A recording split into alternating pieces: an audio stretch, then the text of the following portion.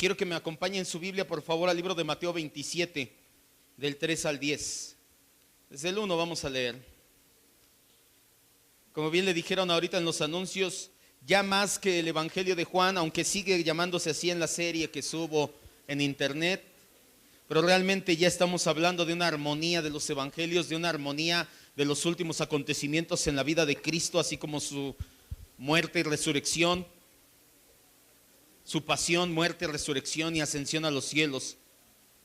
Por eso es que el día de hoy nos vamos a enfocar en la cita de Mateo 27 del 1 al 10. Específicamente los versículos que nos vamos a adentrar es del 3 al 10, el 1 y 2 los vamos a dejar junto con todo su demás complemento que viene en Juan 18 para la próxima semana. Dice Mateo: venida la mañana, todos los principales sacerdotes y los ancianos del pueblo entraron en consejo contra Jesús para entregarle a muerte, y le llevaron atado y le entregaron a Poncio Pilato, el gobernador. Entonces Judas, el que le había entregado, viendo que Jesús era condenado, volvió arrepentido las 30 piezas de plata a los principales sacerdotes y a los ancianos y les dijo: yo he pecado entregando sangre inocente.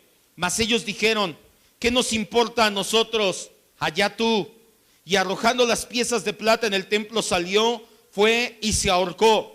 Los principales sacerdotes tomaron las piezas de plata y dijeron: no es correcto echarlas en el tesoro de la ofrenda, porque es precio de sangre. Y después de consultarlo, de pensarlo, compraron con ellas el campo del alfarero para sepultura de los extranjeros, por lo cual aquel campo se llama hasta el día de hoy campo de sangre.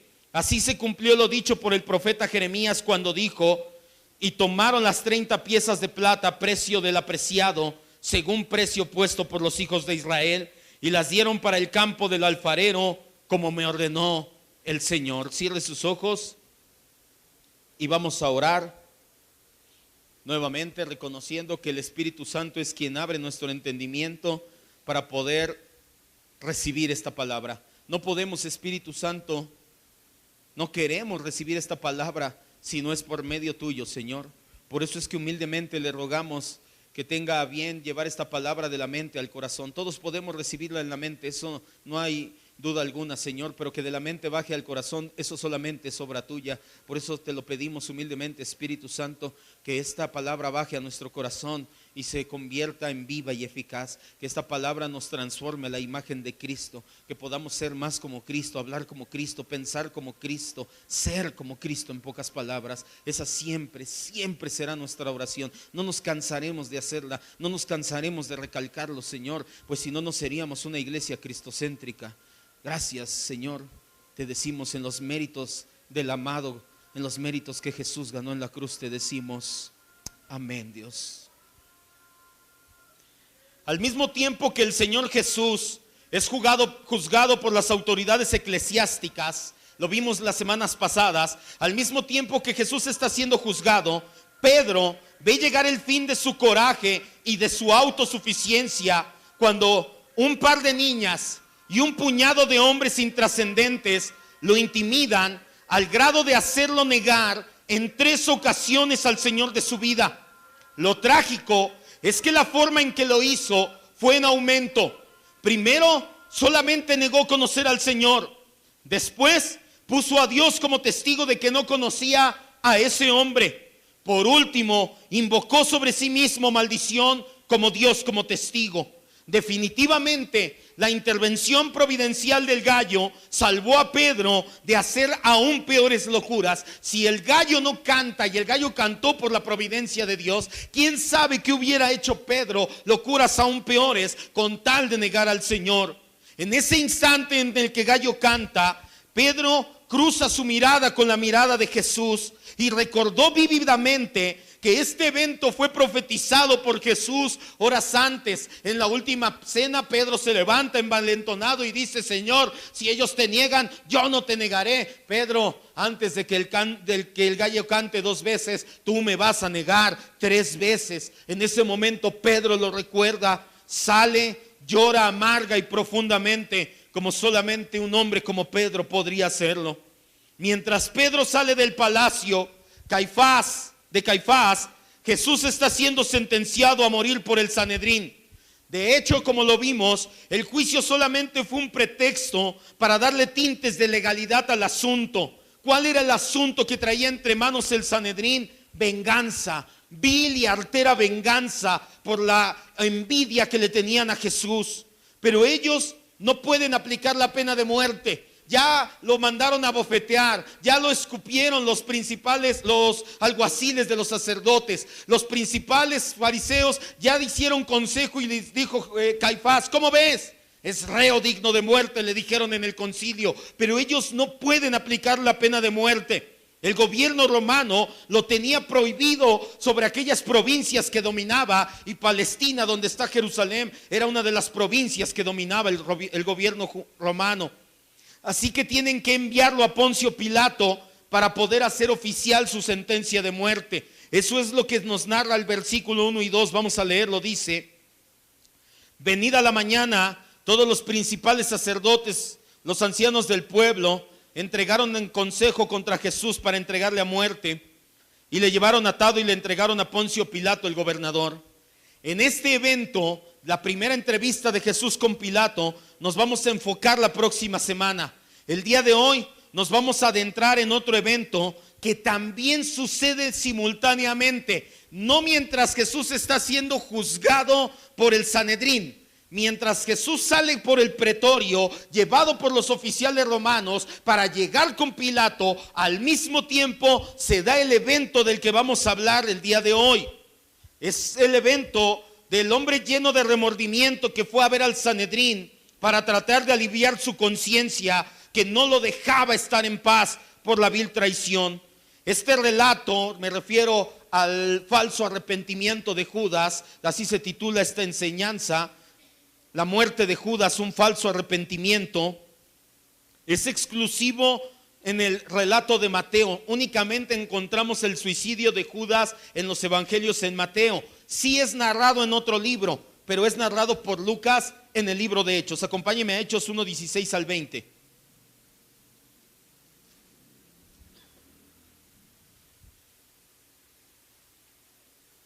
Al final, cuando atemos todo lo que vamos a aprender el día de hoy, usted se va a dar cuenta por qué Dios puso en mi corazón predicar hoy de Judas, del suicidio de Judas. No fue una inmolación, fue un suicidio. Los demás evangelistas, Marcos, Lucas y Juan, no nos hablan del suicidio de Judas, pero sí lo hace Lucas en el libro de Hechos 1 del 16 al 20. El 15 dice que Pedro se levanta y les habla a los 120 reunidos y les dice: varones hermanos, era necesario que se cumpliera la escritura en que el Espíritu Santo habló antes por boca de David acerca de Judas, que fue guía de los que prendieron a Jesús, y era contado con nosotros y tenía parte en el ministerio.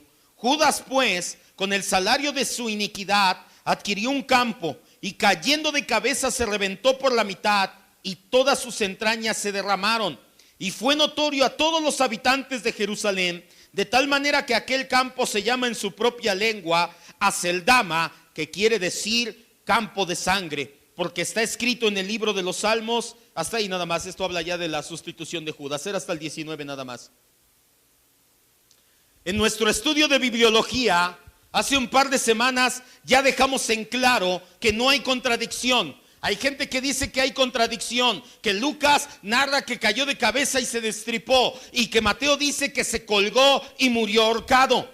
Desde hace 1500 años ya se ha mostrado que estos pasajes son complementarios. Estos pasajes, sin embargo, los toman los detractores de la Biblia para decir que hay contradicción y errores, lo cual es completamente falso. La autoridad divina de la Escritura es lo que la sitúa por encima de todos y cada uno de los demás escritos del mundo a lo largo de la historia. Si nosotros minamos la autoridad bíblica, minamos la autoridad, minamos los atributos de Dios y hacemos la Biblia a la altura de cualquier otro libro que se ha escrito, que se puede escribir, y no es así. La Biblia es la palabra de Dios. ¿Cuántos dicen amén? Amén. Simplemente es un relato complementario, lo vimos. Judas salió, se ahorcó. En el proceso la soga se reventó, o tal vez la rama donde se colgó, no lo sabemos, y cayó muy probablemente sobre unos peñascos. Con que hubiera una o dos piedras era suficiente para que quedaran derramadas sus entrañas. Una manera horrible de morir para un horrible ser humano.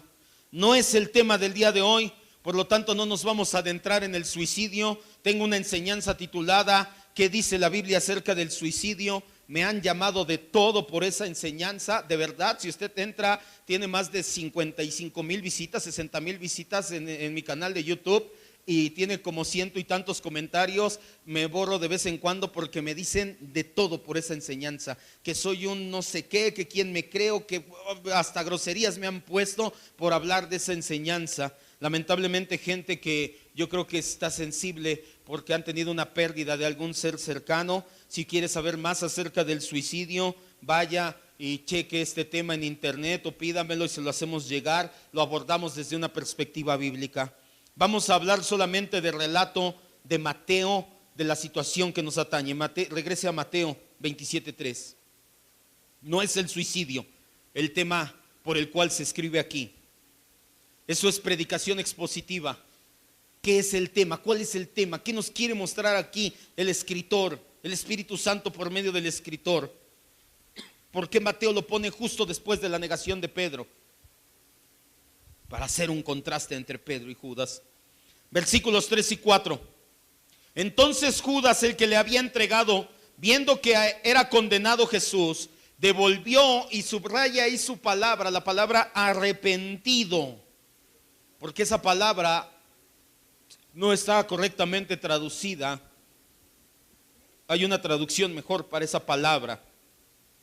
Las 30 piezas de plata a los principales sacerdotes y a los ancianos, y les dijo: yo he pecado entregando sangre inocente. Mas ellos dijeron: ¿qué nos importa a nosotros? Allá tú. No dice exactamente cuándo Judas se llenó de remordimiento. ¿Por qué no le digo arrepentimiento? Porque la palabra griega que utiliza Mateo aquí es metamelamaí, perdón. Aquellos que estudiamos hace tiempo un discipulado llamado Hijos de Dios, vemos que la palabra arrepentimiento viene del griego metanoia. Bueno, si se le puede llamar discipulado, metanoia. Esa es la palabra griega para arrepentimiento. La palabra que utiliza aquí Mateo es metamelomaí, que se traduce mejor como lamento, pesar o remordimiento. Una mejor traducción del texto sería: entonces Judas, viendo que Jesús fue condenado, devolvió con remordimiento las 30 piezas de plata. Ahorita va a entender por qué es importante hacer esta diferencia. Judas no se arrepintió, Judas sintió remordimiento, y no es para nada lo mismo. El texto no nos dice cuándo Judas se llenó de remordimiento.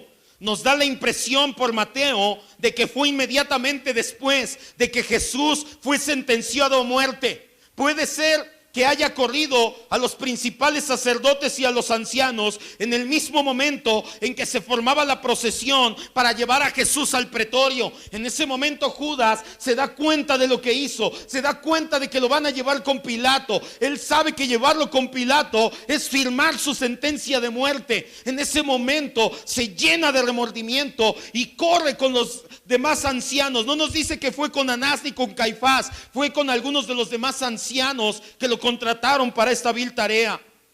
Judas se llena de remordimiento, se llena de autorreproche, pero no significa. Hay gente que dice que si en ese momento le hubieran dado la oportunidad a Judas, Judas hubiera confesado su pecado y hubiera pedido perdón de rodillas delante de Jesús. No lo creemos así, porque Judas no había experimentado un cambio de corazón y de mente. Simplemente tenía un sentimiento de culpa y de temor por lo que le podía traer lo que él acababa de hacer. Así que corre a los principales sacerdotes y los ancianos, les devuelve las piezas de plata mientras llora: he pecado, he entregado sangre inocente. No debemos de apresurarnos y formarnos una opinión muy favorable del arrepentimiento, remordimiento de Judas. Orígenes un pensador cristiano del siglo II, decía de que el pesar de Judas se debía a que había estado delante de Jesús en muchas enseñanzas y por eso había llenado su corazón de la palabra y se había llenado de remordimiento. No lo creemos así. Más bien el remordimiento que tenía Judas fue algo parecido a lo de Caín. Acompáñame a Génesis 4:14.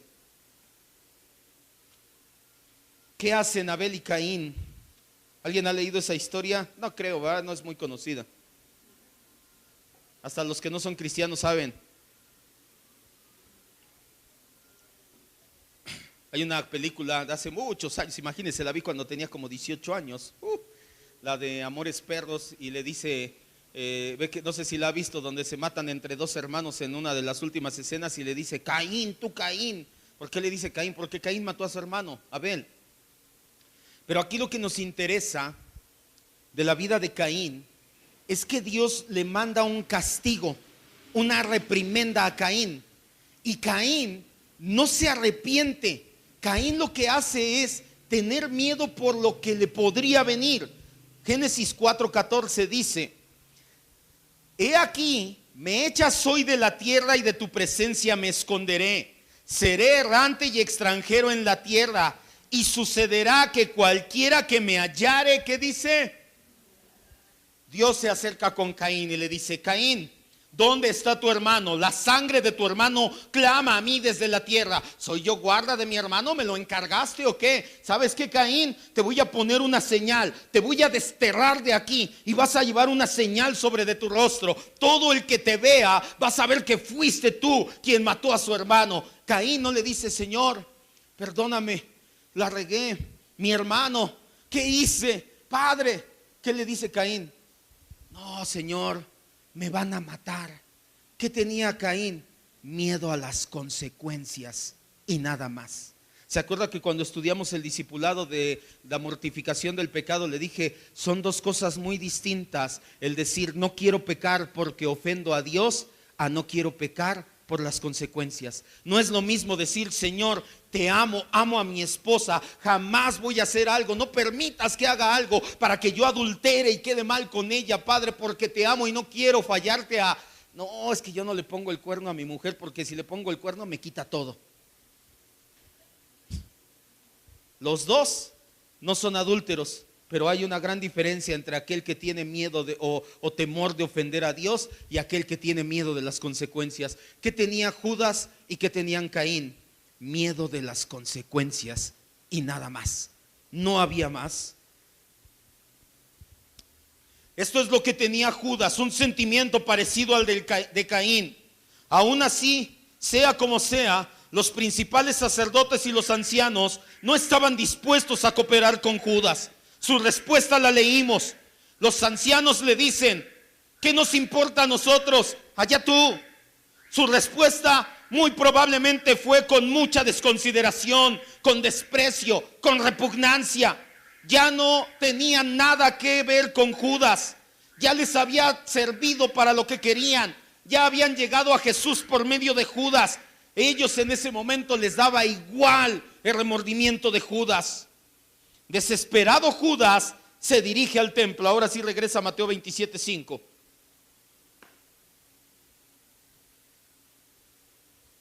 Judas desesperado se dirige al templo. Muy probablemente estaba afuera de la casa de Caifás. Se encontró con 3 o 4 o 5 de los ancianos que lo contrataron, no con todo el Sanedrín. Va y les dice, oigan, no, yo no quiero este dinero, la regué, entregué gente inocente, las consecuencias me van a venir tremendas a mi vida, no me importa. ¿Qué? Cállate y lárgate. En ese momento Judas desesperado dice, bueno, ¿qué hago? Y corre hacia el templo. Versículo 5 dice, y arrojando las piezas de plata en el templo, salió y fue y se ahorcó. Arrojar las monedas es la acción de un hombre desesperado, no arrepentido. No se sabe exactamente en qué parte del templo las arrojó y cayeron. Algunos dicen que pudo haber sido en el santuario, a la entrada del santuario. ¿Cuál es el santuario? Donde se encuentran el lugar santo y el lugar santísimo, el edificio en sí. El templo tenía unas murallas alrededor, la parte de adentro era el patio, ya después, ahora sí venía el edificio en la parte de en medio. Muchos creen que fue ahí, en la entrada del lugar santo, donde él llegó y entregó o aventó sus monedas. El versículo 6 nos apoya más la teoría de que Judas aventó sus monedas cerca de la tesorería. ¿Dónde estaba la tesorería? Donde Jesús se paró con sus discípulos varias veces a enseñarles, donde Jesús puso como ejemplo a la viuda pobre. Se encontraba en el patio de las mujeres o en el atrio de los gentiles. En ese patio había 13 ofrendas, 13 ofrenderos o arcas en forma de trompeta. Eran arcas de este tamaño con la boca o con la entrada en forma de un shofar grande. Por ahí depositabas tu ofrenda y ahí la dejaban caer. En estas arcas la gente depositaba su ofrenda, tributo, donación, etcétera, para las obras diversas de la casa de Dios o del templo. Este patio muchos le llamaban tesorería. Podemos imaginar a Judas emocionalmente perturbado. Va con los dirigentes. Está perturbado porque ve salir a Jesús llevado por los soldados o llevado por los alguaciles hacia el pretorio. Sabe lo que le va a pasar, sabe que las consecuencias en su vida son graves. No le aceptan las monedas los principales sacerdotes. Sale corriendo hacia el templo. Llega a la entrada donde está el patio y cerca de uno de los cofres avienta las monedas. No creemos que las haya aventado sueltas. Muy probablemente llevaba una bolsa. Recuerda que dice la Biblia que Judas era el tesorero y tenía la bolsa de las ofrendas. Muy probablemente tenía una bolsa pequeña y echó sus monedas, las avienta en el patio y sale corriendo de ahí. Una vez que sale corriendo el traidor, entonces va y se ahorca. Versículo 6 nos dice: los principales sacerdotes tomaron las piezas de plata y dijeron: no es lícito echarlas en el tesoro de las ofrendas. Por eso te decía que muy probablemente fue ahí. A lo mejor hasta Judas ni siquiera quiso poner un pie adentro del patio, y en la primer ofrendero que vio los aventó para ver si caían ahí las monedas. Obviamente no cayeron y se regaron por todos lados. Los ancianos que estaban ahí observando dijeron: recoge esas monedas, pero no las eches en la ofrenda, porque es precio de sangre. Esto suena como si estos sacerdotes que eran encargados de cuidar el templo estuvieran pensando: lo que Judas intenta hacer no puede hacerse. Usar ese dinero manchado para fines sagrados, dice la ley de Moisés, es ilegal. Deuteronomio 23:18. ¿Por qué no lo echaron y ya? Porque Moisés les dicta la ley de parte de Dios y les dice: no. Por eso es que, amado hermano, si tú tienes dinero mal habido, ¿sabe que se da mucho con los narcotraficantes? Que obviamente su dinero es mal habido, pero lo quieren limpiar y limpiar su conciencia haciendo grandes obras en la iglesia o donando dinero a las diócesis para que se hagan obras, y piensan que así ya se lleva a cabo una buena obra. No, la escritura nos dice que no puede ser así. Si tú tienes dinero mal habido y crees que lo puedes santificar dando tu diezmo de tu dinero mal habido, tu diezmo de tus tranzas, por así decirlo, déjame decirte, la Biblia te dice no. Deuteronomio 23:18. No traerás la paga de una ramera ni el precio de un perro a la casa de Jehová tu Dios por ningún voto, porque abominación es al Señor tu Dios tanto lo uno como lo otro. ¿Qué está diciendo? ¿Cuál es la esencia de este misbot que nos da Moisés? Dinero inmundo, dinero mal ganado, dinero mal habido, no lo traigas como ofrenda a la casa de Dios. Hay gente que toma este versículo, por eso te digo, esta es la diferencia entre exegesis y eisegesis. La eisegesis, lo que yo creo que dice, y te dicen: no des billetes rotos, no des monedas dobladas ni maltratadas, porque dice Deuteronomio 10. Ese no es el motivo del mandamiento. La Biblia nos dice, lo acabamos de leer: no puedes llevar dinero manchado, mal habido, mal ganado para la casa de Dios. No puede ser puesto en la gorbana o tesorería del templo. Solamente el pensamiento de precio de sangre pasa por el pensamiento. El precio de sangre es repugnante para estos hipócritas disfrazados de santos. El hecho de que ellos mismos hubieran en un sentido creado ese dinero No les importa en lo más mínimo. Ellos no piensan y dicen los sacerdotes, no, nosotros también tenemos culpa porque nosotros le pagamos. Para ellos eso no es importante. Ellos simplemente ven que es dinero mal habido. Estos hombres podían ser muy concienzudos cuando se llegaba a hablar de que otros cumplieran la ley, pero de ellos cumplir la ley nunca lo hicieron. Mateo 23, 23.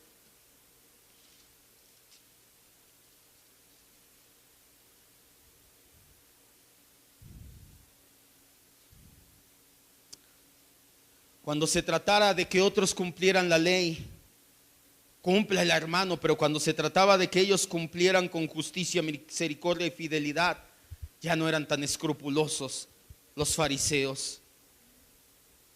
Mateo 23, 23. Ay de ustedes, escribas y fariseos hipócritas, porque diezman la mente y el eneldo y el comino y dejan lo más importante de la ley, la justicia, la misericordia y la fidelidad. Esto era necesario hacer sin dejar de hacer lo demás. No les importaba de ninguna manera pagar el precio de sangre para echar manos en su enemigo y asesinarlo. Ellos no pensaron, oye, yo también estoy cometiendo un mal, es precio de sangre, esas monedas también soy copartícipe, también soy cómplice, porque por ese pago arrestaron a Jesús. En ese aspecto eran como los fariseos, sepulcros blanqueados. El resultado entonces dice, no podemos echar el dinero aquí, se portaron hipócritas a más no poder, y el resultado de su deliberación lo vemos en el versículo 7. Regresa ahí a Mateo 27, 7, ya nada más adelante en las páginas.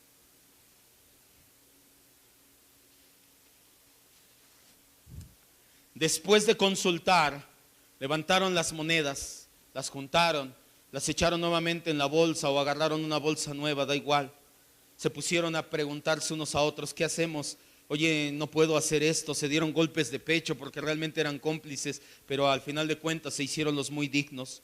Después de pensarlo y consultarlo entre ellos, compraron con esas monedas el campo del alfarero para sepultar extranjeros. Ellos deciden usar el dinero para una causa que no esté directamente ligada al templo, su mantenimiento o algún proyecto religioso directo. En cambio, utilizan el dinero para comprar el campo del alfarero, conocido o mencionado también por otros escritores como campo o acre de cerámica. Se le conoce como campo del alfarero o campo de cerámica porque muy probablemente era un campo donde los alfareros conseguían allí la arcilla para su trabajo. Una vez que dejó de haber arcilla en ese campo, que la agotaron y se agotó el abastecimiento, lo ofrecieron en venta, ya no servía para tener arcilla. Los sacerdotes tuvieron la intención de transformar ese desolado terreno que ya no servía para nada en un lugar para sepultar extranjeros. ¿Cuáles extranjeros? Me dio gusto, la última vez que tocamos este tema me preguntaron. No solamente aquellos que no pertenecen a la nación de Israel, también estaban pensando en aquellos judíos que vivían fuera de Tierra Santa. ¿Se acuerda que cada vez que había una fiesta sagrada llegaban ríos y ríos de gente a Jerusalén para celebrar la Pascua, para celebrar los tabernáculos y para celebrar el Pentecostés? Por eso cuando Pedro se levanta y da el discurso hay miles de personas. ¿Qué pasaba con esas gentes que vengo de fuera, vengo de Mesopotamia, de Fenicia, vengo de Capadocia y llego a Jerusalén y por una u otra situación muere ahí? ¿Cuánto tardaría en llegar un mensaje a su familia? 2 meses en lo que va y viene su familiar. Entonces los fariseos convienen y piensan, oye, ¿sabes qué? Vamos a hacer algo, vamos a comprar un campo y aquellos que no sean judíos y aquellos judíos que vienen de fuera y mueren aquí por una otra situación y no tienen quien les ayude, vamos a enterrarlos ahí. De esta forma el dinero de sangre, una vez que se había usado para asesinar al amigo de los pobres, Jesús, ahora sirve para ayudar a los pobres mismos en su última necesidad. Los sacerdotes pensaron, con esta buena acción vamos a limpiar nuestro nombre. Estaban muy equivocados. Versículo 8. Por este motivo aquel campo se llama hasta el día de hoy. ¿Cómo se llama? ¿Qué pensaban los sacerdotes? Con esta buena acción y nos vamos a lavar las manos, vamos a limpiar nuestro nombre de sangre inocente. Jamás sucedió. El significado del campo de sangre es evidente. El lugar fue llamado así porque fue dinero comprado con sangre.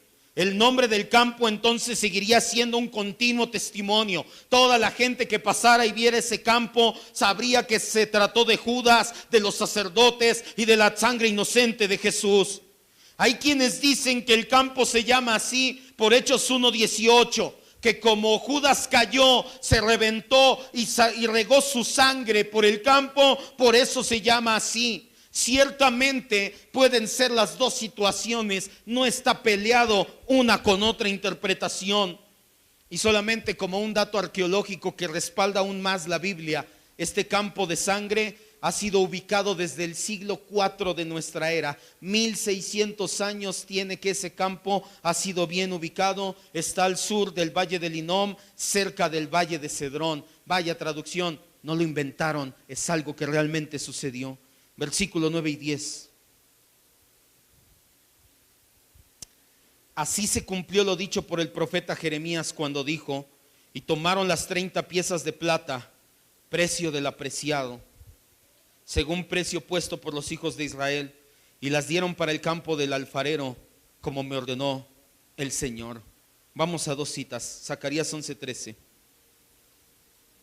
¿Qué texto está citando aquí? No está citando nada más Jeremías. Está citando Zacarías 11:13.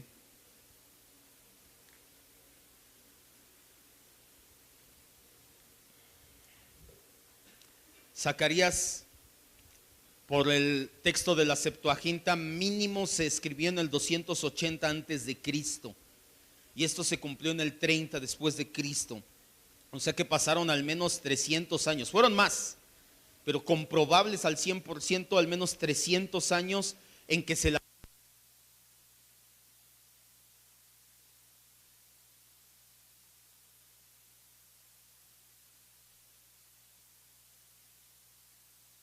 El día miércoles vimos en bibliología acerca de las probabilidades de las profecías que se cumplieron. El miércoles entrante, primero Dios, vamos a ver las profecías mesiánicas y su cumplimiento.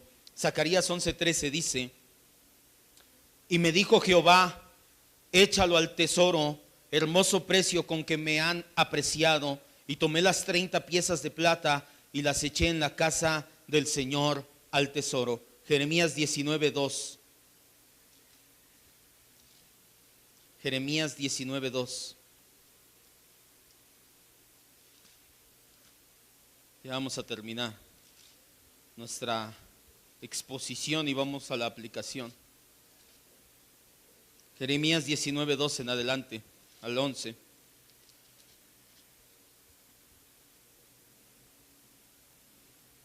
El escritor Mateo nos dice: así se cumple lo dicho por Jeremías, y cita una escritura. El 80% de la escritura que cita viene en Zacarías, el 20% viene en Jeremías. Es más extenso, pero hasta lo condensan más. Jeremías 19:2 al 11 dice: y saldrás al valle del hijo de Hinnom. ¿Dónde está el campo de la selga? El campo de cerámica, en el valle del Hinnom, se los dije. Y saldrás al valle del hijo de Hinnom, que está a la entrada de la puerta oriental, y proclamarás allí las palabras que yo te hablaré.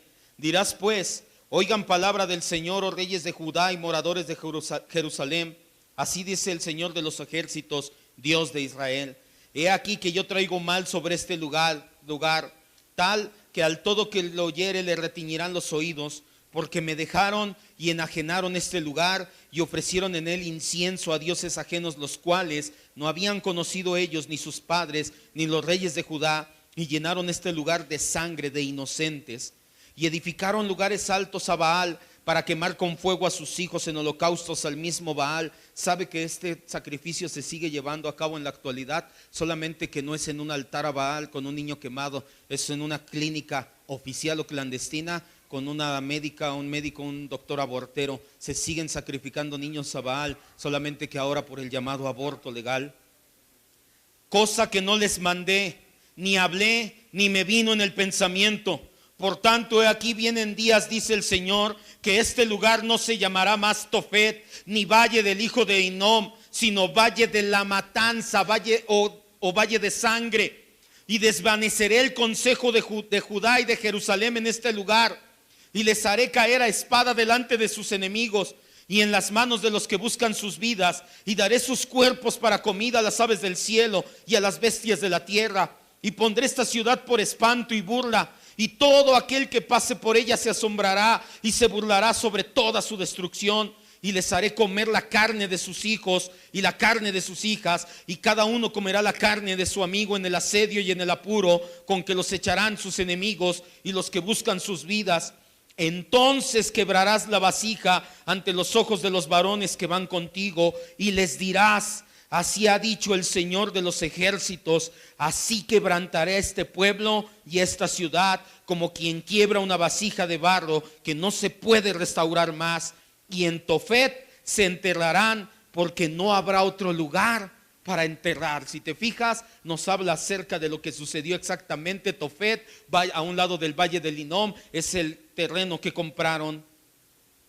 El texto en el cual nos hace referencia Mateo lo acabamos de leer. Es Zacarías mayormente y una pequeña porción de Jeremías.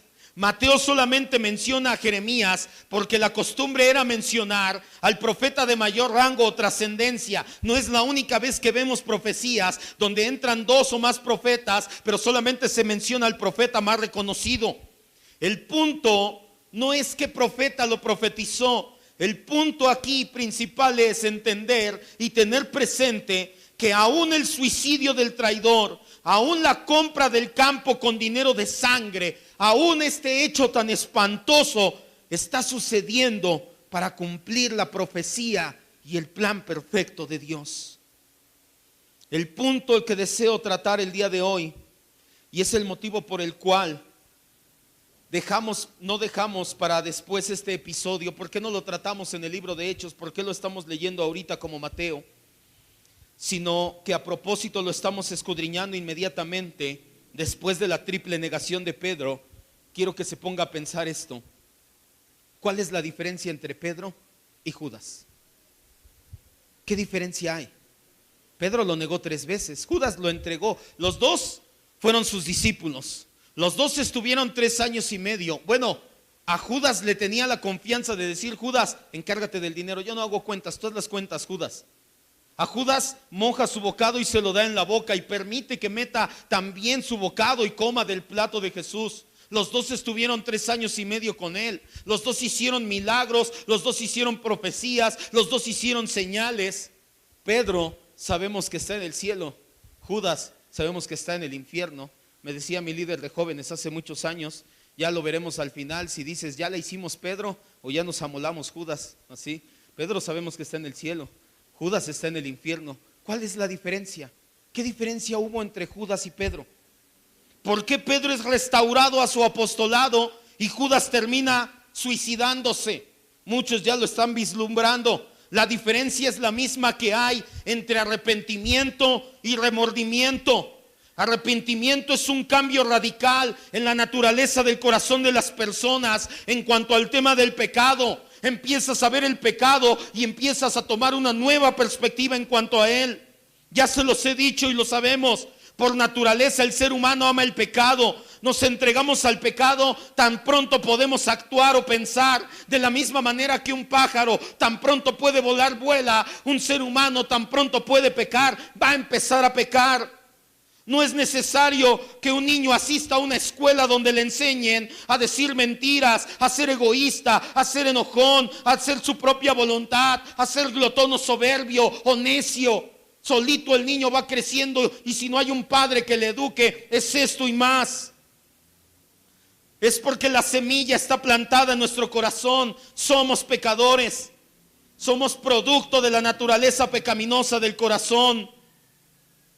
A menos que el Espíritu Santo nos transforme y dejemos ese amor natural al pecado y lo arrojemos fuera, llegará algo llamado arrepentimiento. Pero el genuino arrepentimiento, como el que mostró Pedro, nada tiene que ver con el simple remordimiento y el temor a las consecuencias que mostró Judas. Hay 3 diferencias entre la actitud de Pedro y la actitud de Judas. Y quiero que escuches bien y pongas mucha atención estos últimos minutos ya, porque si no tienes estas 3 características en tu vida, tu arrepentimiento por tus pecados tal vez no es genuino.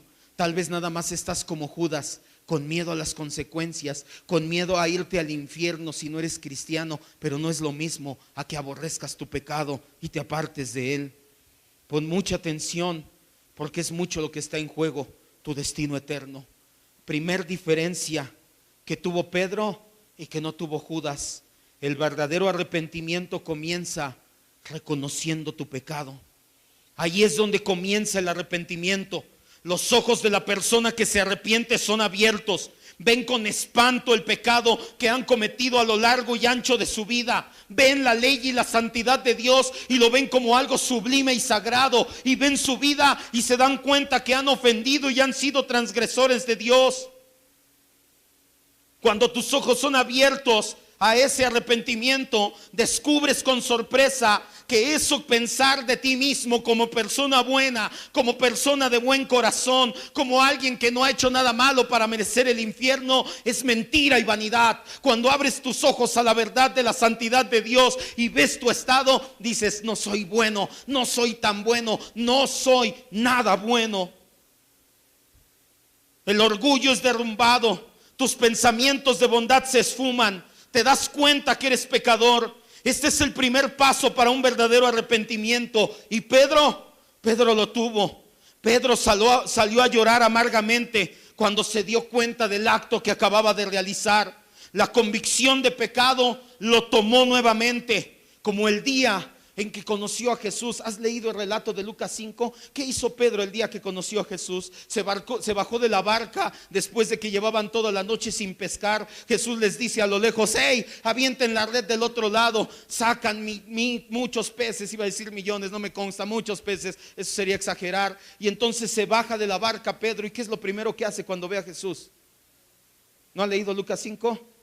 Se arrodilla y le dice: aléjate de mí, porque soy pecador. Es lo primero que hace Pedro. No me sorprendería que esa imagen que nos narra Lucas hubiera pasado por la mente de Pedro en el momento que cruzó su mirada. Que ya les dije que no conozco, que me vaya, que Dios me castigue, es mi testigo si conozco a ese. Y en ese momento se escucha el gallo. Pedro recuerda, voltea hacia arriba, cruza su mirada con Jesús, y no me sorprendería que en ese momento dijera: yo me caí de rodillas frente a él el día que lo conocí, reconociendo que soy pecador, y ahorita lo acabo de volver a negar y me acabo de comportar como el pecador que dije que era. Judas, en cambio, nunca sintió convicción por pecado. Le remordía su conciencia de que un inocente muriera por su culpa y eso le fuera a traer consecuencias a su vida, pero nunca tuvo conciencia de pecado, nunca se vio pecador, nunca hizo nada por enmendarlo. La segunda diferencia: el arrepentimiento verdadero no solamente te abre los ojos al pecado, produce dolor por el pecado. Es el verdadero arrepentimiento el que da un genuino dolor por pecar. El corazón de una persona arrepentida es tocado con un profundo dolor por cada pecado que ha cometido. Cuando tú verdaderamente estás arrepentido, te vas a dar cuenta por algo. Vas a voltear a tu vida pasada y vas a decir: cuánto tiempo desperdicié, cuánto eché a perder y cuánto mal hice en mi vida. Yo no sé si a ti te pasó, pero realmente a mí me pasó. Cuando Dios me alcanzó y me llevó a los pies de Cristo, lo único que pasaba por mi mente en los primeros meses era: caray, mi mamá conoce de Cristo desde hace 8 años, 6 años tenía yo que mi mamá, bueno vaya, yo tenía 21, mi mamá ya había conocido de Cristo hace 6, 8 años, y lo único que pasaba por mi mente era: cómo desperdicié ese tiempo sin conocer de Dios, sin prepararme, pecando, ofendiéndole. El verdadero dolor por pecado se lamenta por haber perdido el tiempo, por haber desperdiciado su talento y por haber deshonrado a Dios, por haber herido en su propia alma al Señor que los redimió. El recuerdo de estas cosas se vuelve un dolor. La carga de estas cosas se vuelve casi insoportable. Pedro mostró su dolor con lágrimas salidas directamente de su corazón, porque pecó deliberadamente. Judas, en cambio, el único dolor que sintió fue por él mismo, por el miedo a vivir consecuencias que no deseaba. Por eso es que en su desesperación solamente atina a aventar las monedas en el templo. Ese no es un acto de arrepentimiento, es solamente un acto de cobardía y temor a ser castigado. ¿Qué hace un niño pequeño cuando sabe que hizo algo mal? No va, ya nomás, ¿qué hago? No, yo no fui, y se echa a correr. Lo mismo estaba haciendo Judas en ese momento.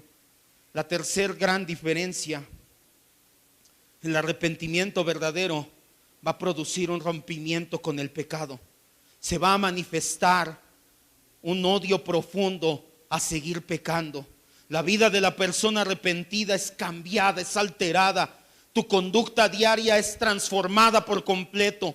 Lo que Dios manda es lo que ahora deseas hacer, y lo que Dios prohíbe es lo que ahora deseas evitar. Aquel que se ha arrepentido se esfuerza de la manera que sea para alejarse del pecado. ¿Se acuerda que lo vimos en el discipulado? Aún no has combatido hasta la sangre por dejar el pecado. Un verdadero cristiano arrepentido dice: voy a hacer lo que sea necesario por dejar el pecado. No implica cambiarte de trabajo, me cambio de trabajo. Implica cambiarme de casa, me cambio de casa. Implica dejar amistades, dejo amistades, pero dejo mi pecado. Ojo, no estoy hablando de lo que vimos en la mañana, de impactar y transformar, redimir la cultura. Estoy hablando de cuando la cultura te lleva a pecar indiscriminadamente. Entonces ahí sí tienes que hacer algo por cambiar ese pecado. El cristiano arrepentido, la persona arrepentida, deja de hacer el mal y aprende a hacer el bien. Se desprende bruscamente de las malas costumbres y las malas compañías. Trabaja de la manera que sea, a veces fuertemente, a veces débilmente, pero trabaja siempre en moldear su vida nueva. Pedro tuvo la oportunidad posterior de alejarse de su vida pecaminosa y de ese acto pecaminoso en particular. Tiempo después, no frente a dos niñas y un puñado de hombres irrelevantes, sino frente al mismo Sanedrín, testificó valientemente en el nombre de Jesucristo. Hechos 4 del 1 al 12. Pedro tuvo tiempo. Pedro demostró su arrepentimiento con creces. Ya no fueron dos niñas y hombres irrelevantes. Ni siquiera nos dice el nombre de las personas que estaban ahí. No sabemos ni quiénes eran. Pero en Hechos 4 sabemos que era el concilio, que era Anás, Caifás y el concilio.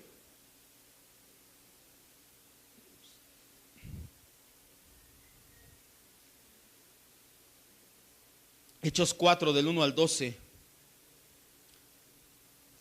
Hablando ellos al pueblo, los apóstoles, vinieron sobre ellos los sacerdotes con el jefe de la guardia del templo y los saduceos, resentidos de que se enseñaran al pueblo y anunciasen en Jesús la resurrección de los muertos.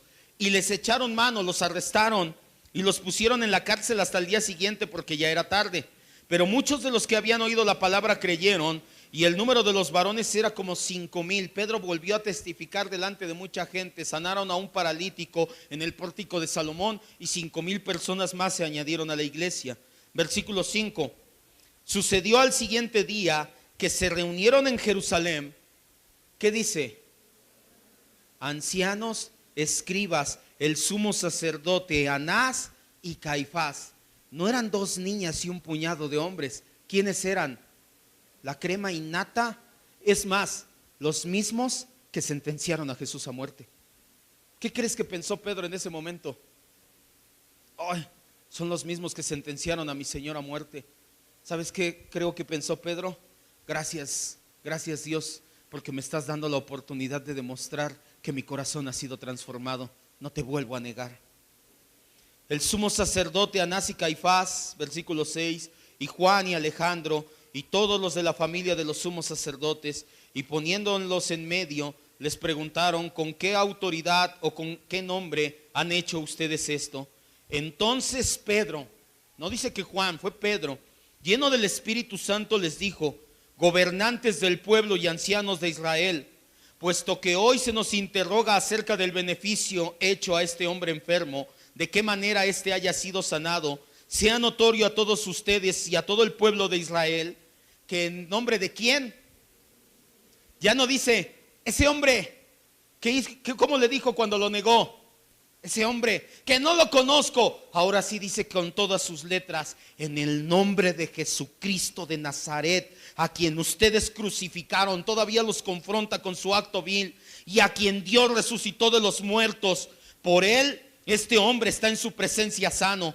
Este Jesús, porque les voy a seguir hablando de él, no me importan las consecuencias, dice Pedro, es la piedra reprobada por ustedes los edificadores, la cual ha sido ahora cabeza del ángulo. Y remata su discurso en el versículo 12: y en ningún otro hay salvación, porque no hay otro nombre debajo del cielo dado a los hombres en que podamos ser salvos. ¿Sabe cómo cayó eso a los oídos del concilio? El concilio no creía en Jesucristo. El concilio creía que podía ser salvo cumpliendo la ley. Pedro se para y les dice: la ley no, Jesucristo es el que nos da salvación eterna. Ya después lo lees en tu casa por cuestión de tiempo. En Hechos 5, 26 en adelante, vemos que nuevamente Pedro es llevado otra vez al concilio, y esta vez sale hasta azotado con varas del concilio, y aún así vuelve a decir: mi Señor Jesús. Judas en cambio cobardemente tomó la salida fácil. Judas no dio muestra de un arrepentimiento, de alejarse de su pecado. Judas prefirió ahorcarse que apartarse de su pecado. Prefirió hacerlo a su manera que a la manera de Dios. Quiero que cierres tus ojos y vamos a terminar con esto ya. Ángel.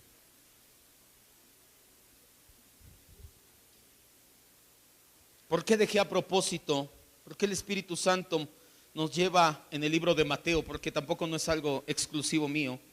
El libro de Mateo nos lo marca así. ¿Por qué después de la triple negación de Pedro nos habla Mateo del suicidio de Judas?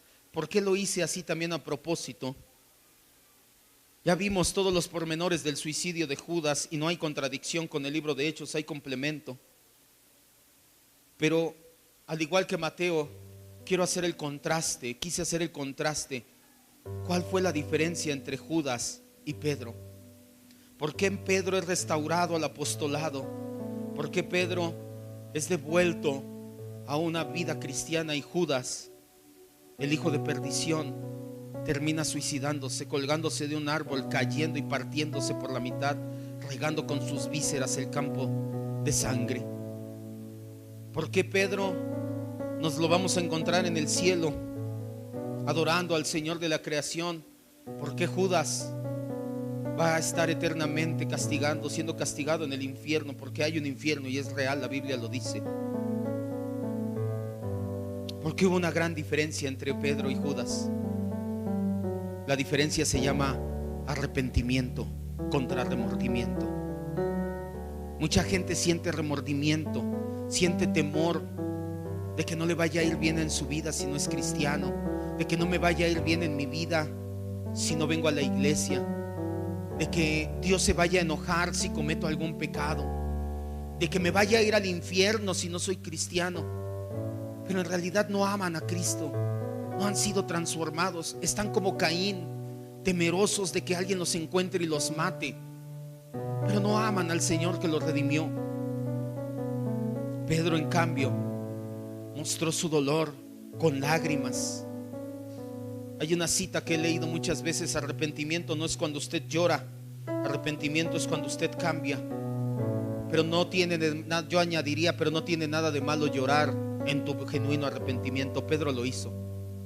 Pedro salió y lloró amargamente, se dio cuenta de su pecado, se dio cuenta de su transgresión, se dio cuenta de que atentó contra la gloria del Hijo de Dios.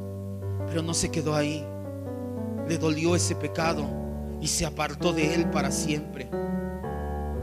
Por eso es que el Señor Jesús en 3 ocasiones en Juan 21 le dice: Pedro, ¿me amas? Pedro, ¿me amas? Pedro, ¿me amas? Jesús le pregunta 3 veces a Pedro que si lo ama, porque le da la oportunidad de resarcirse de las 3 veces que lo negó. En las 3 ocasiones Pedro le dice: sí, Señor, te amo. No tengo temor a las consecuencias. Ya no me interesa quedar bien. Ya no es de que yo no te voy a negar. Ya eso nada me importa. Ahora he entendido que es por amor a ti. Pedro dio con creces fruto de arrepentimiento. Se paró frente al concilio varias veces. La historia nos dice que fue crucificado cabeza abajo a las afueras de Roma. Los romanos lo crucificaron por predicar el nombre de Jesús. Y él, antes de subir a la cruz, les dijo: no merezco la muerte de mi maestro, no soy digno de morir como él. Pónganme de cabeza porque no merezco la muerte que mi maestro tuvo. Judas solamente sentía un remordimiento pasajero, como muchos sentimos cuando pecamos. Miedo a las consecuencias. Pero después volvemos como el perro al vómito o la puerca lavada al lodo. Seguimos pecando y pecando y pecando. Eso solamente es remordimiento, y ese tiene el destino de Judas. El verdadero arrepentimiento da fruto. ¿Como quién estamos viviendo? ¿Como Pedro o como Judas? Pedro mostró arrepentimiento, reconoció su pecado, mostró dolor por cometerlo y rompió con su pecado. Nunca más lo volvería a cometer.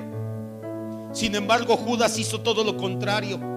En su egoísmo propio de la naturaleza carnal, solo hizo cosas para su conveniencia, pero en realidad nunca estuvo arrepentido de su proceder. ¿Como quién vives, amado hermano?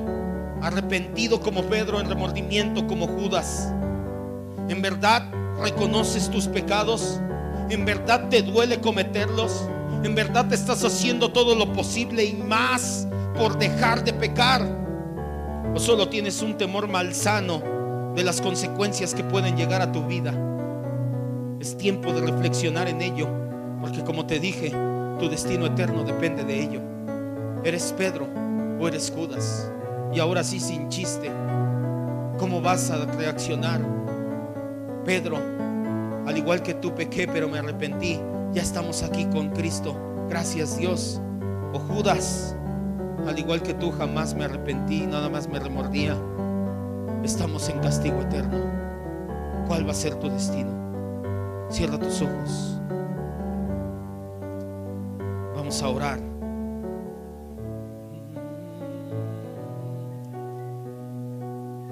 Dile: el Señor es mi rey, mi todo.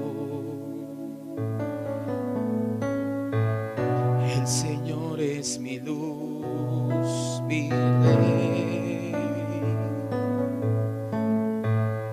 el que me hace vibrar de gozo, el que guía mis pasos, el que extiende sus brazos, el creador de los cielos.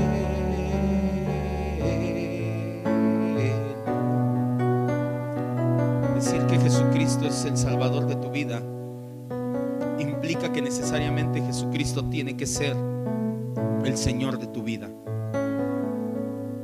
Pedro tuvo a Cristo como Salvador y Señor de su vida.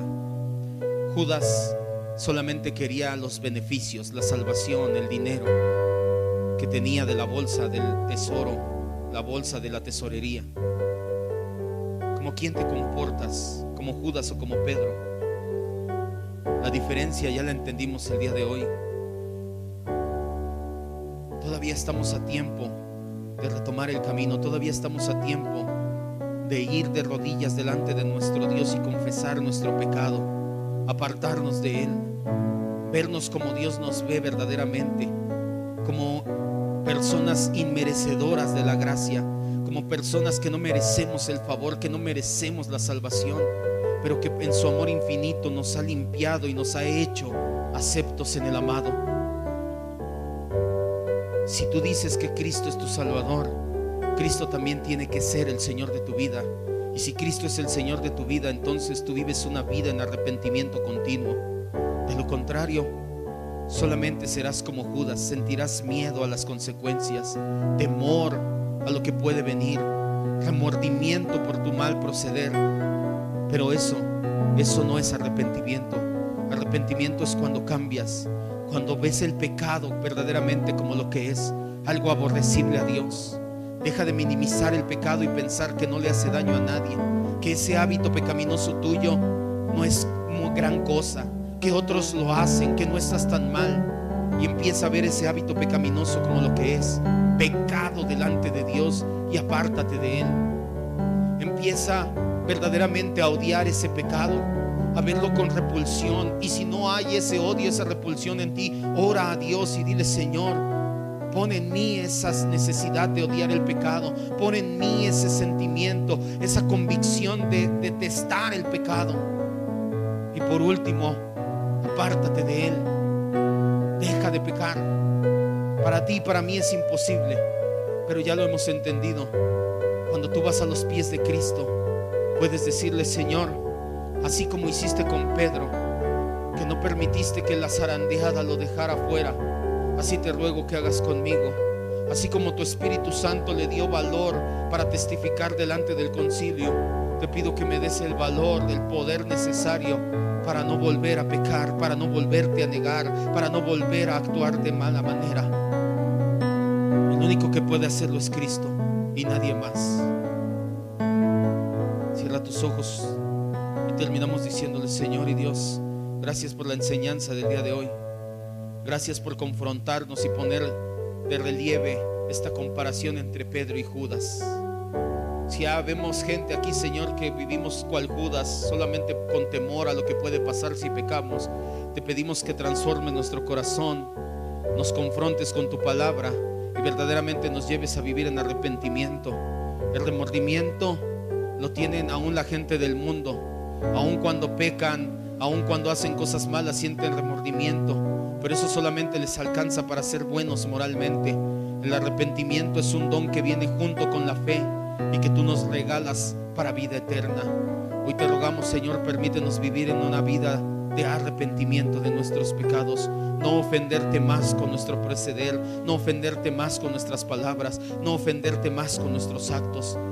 Enséñanos a dimensionar verdaderamente lo que el pecado es y cómo te ofende, Señor. Esa es nuestra oración hoy y siempre, en el nombre de Cristo Jesús.